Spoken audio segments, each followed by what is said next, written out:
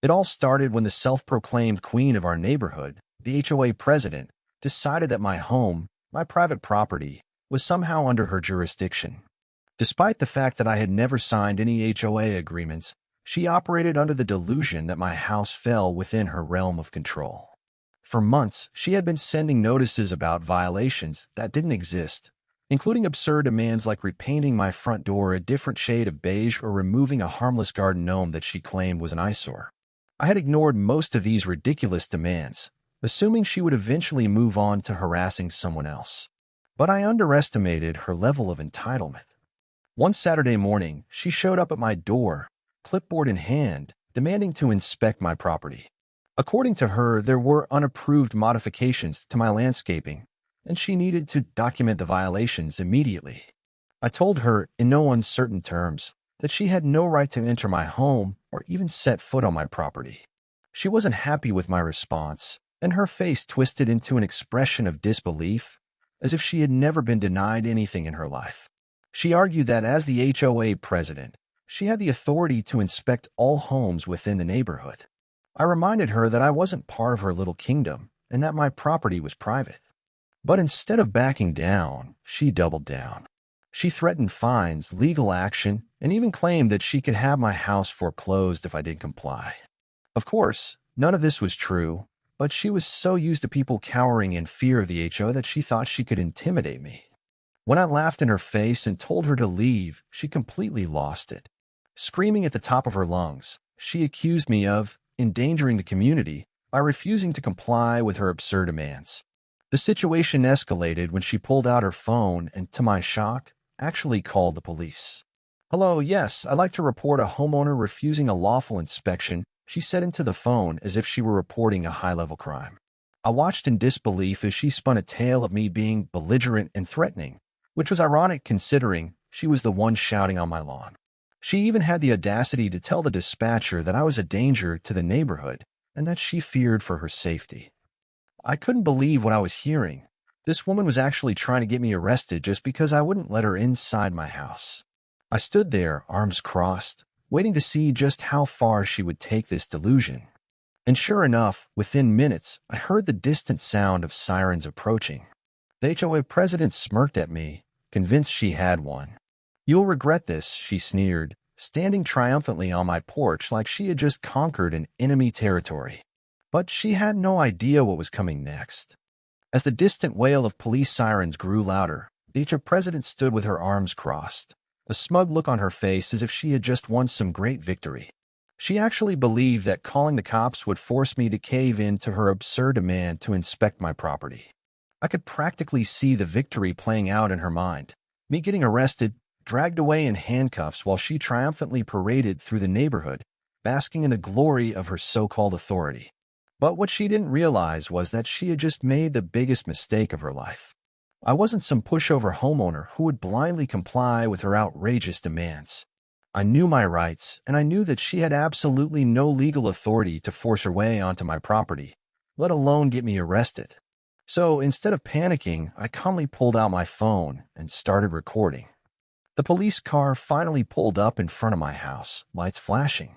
2 officers stepped out, immediately assessing the situation. The HOA president, as dramatic as ever, ran toward them like she had just survived a major catastrophe. "Officer! Officer!" she cried out, waving her arms in a theatrical display. "This man is refusing a lawful inspection of his home. He's being hostile, and I fear for my safety." She clutched her chest as if she were about to faint, adding an extra layer of theatrics to her already ridiculous performance. I stood on my porch, shaking my head in disbelief. Was this woman seriously trying to pull off a fake victim act? One of the officers, a tall man with a skeptical look on his face, turned to me. "Sir, what's going on here?" he asked, glancing between me and the overly dramatic HOA president. I held up my phone, showing them the recording. "Officers, this woman is trespassing on my property, demanding to inspect my home even though I'm not part of her HOA. When I refused to let her in, she called the police and lied, claiming I was being hostile and threatening her safety." The officers exchanged glances. The shorter one, a woman with a no-nonsense attitude, sighed and turned to the HOA president. "Ma'am, do you have any legal right to enter this man's home?" she asked. The HOA president straightened her posture, adjusting her blazer like she was some kind of authority figure. "As the HOA president, I have the right to inspect homes in this community to ensure compliance with regulations," she said matter-of-factly. "This man has repeatedly ignored notices about violations, and I am well within my authority to investigate." The officers looked unimpressed. The male officer raised an eyebrow. "And does he have a signed HOA agreement binding him to your rules?" For the first time, the HOA president hesitated. Her confident stance faltered as she fumbled with her clipboard. "Well, not exactly, but..." "So you're telling us that you're trying to enforce HOA rules on someone who isn't even a member?" The female officer cut in, arms crossed. The HOA president's face turned red. "That's not the point. He lives in this neighborhood, so he has to follow the rules like everyone else. He's defying community standards, and that's a threat to property values." The officers looked completely unimpressed. The male officer sighed. "Ma'am, that's not how it works. If he didn't sign an agreement, he's not bound by HOA rules. And you definitely don't have the right to inspect his home or force your way onto his property." I could see the HOA president's confidence crumbling. She was so used to people bending to her will that she didn't know how to handle actual resistance. But I already reported the violations. If we don't enforce the rules, the entire neighborhood will fall into chaos. You need to do something," she whined, practically stomping her foot like a spoiled child. The female officer sighed, rubbing her temples.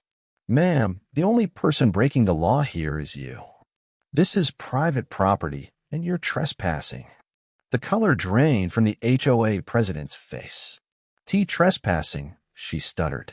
"Yes, trespassing," I confirmed. "And I'd like to press charges." Her eyes widened in horror. "You can't be serious." I smirked. "Oh, I'm dead serious." The officers didn't hesitate. "Ma'am, we're going to have to ask you to leave immediately," the male officer said firmly. The HOA president was now full-on panicking. Wait, let's not be hasty," she pleaded. "I was just doing my job. There's no need to take it this far." But the officers weren't having it. "You have two options," the female officer said. "Leave voluntarily, or we remove you ourselves." Realizing she had no choice, the HOA president let out a frustrated scream. "This isn't over," she snapped at me, her voice dripping with rage. "You're ruining this neighborhood with your defiance. I'll make sure you regret this." I shrugged. Good luck with that. Fuming, she turned on her heel and stormed back to her car. The officers waited until she was gone before turning back to me. "Sorry about that, sir," the male officer said. "Some HOA presidents think they have more power than they actually do." "No kidding," I muttered. The female officer handed me a card. "If she tries anything again, give us a call." I thanked them as they left, watching the HOA president's car disappear down the road. I thought that would be the end of it, but I was wrong. She wasn't done with me yet. I'd hoped that the humiliating encounter with the police would have been enough to make the HOA president back off, but I should have known better. Some people simply don't know when to quit, especially when their sense of power is threatened.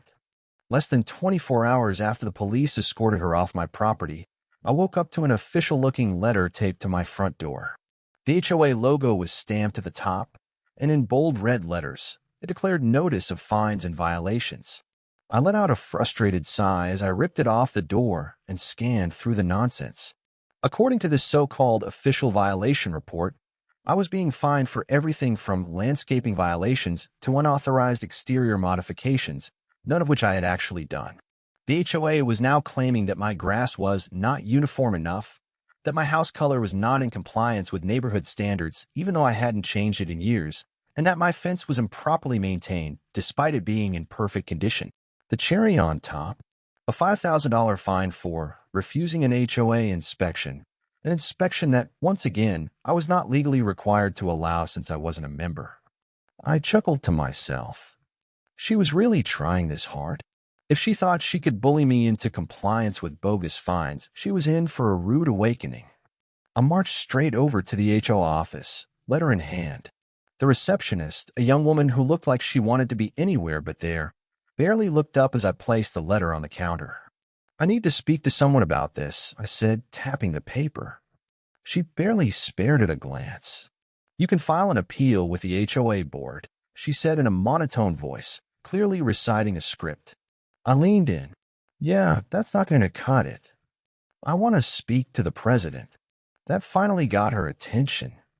She hesitated, looking like she was debating whether to actually help or just dismiss me.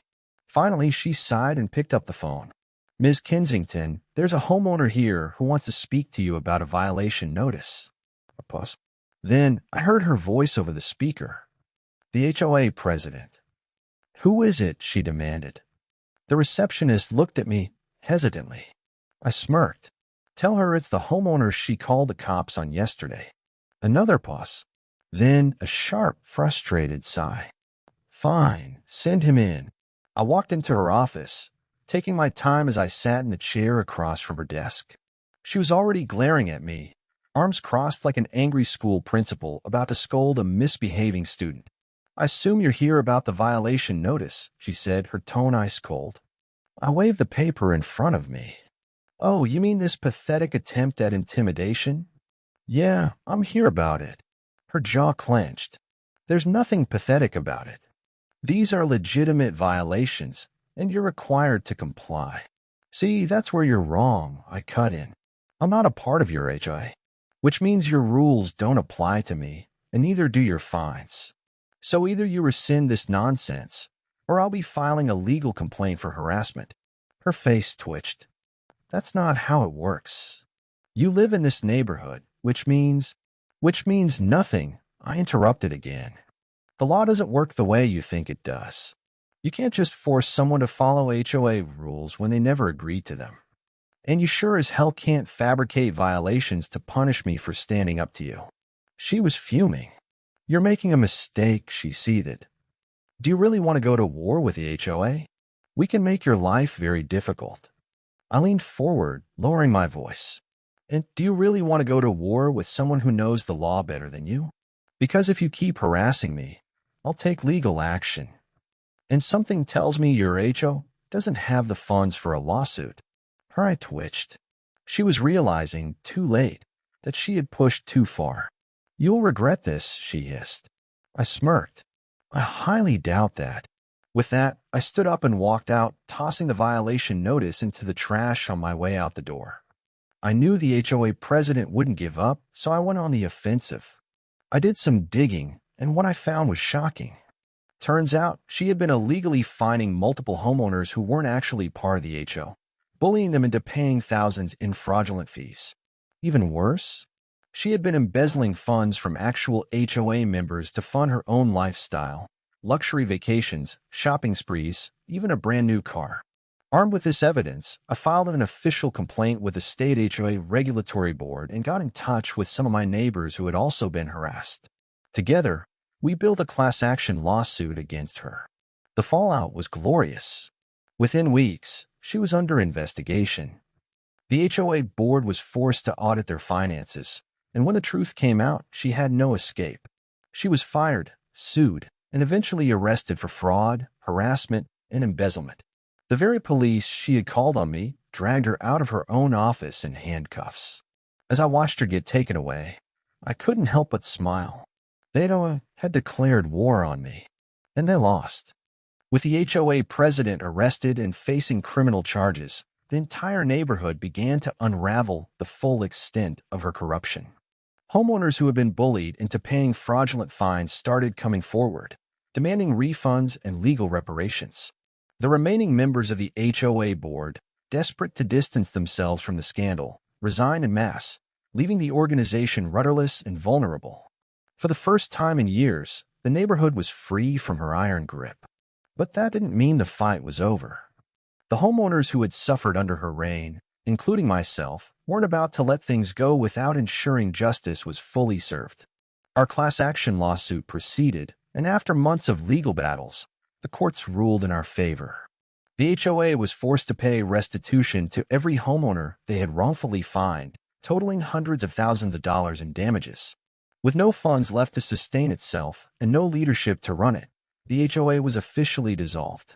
The once feared association, known for its unfair rules, fraudulent fines, and power-hungry board members, ceased to exist.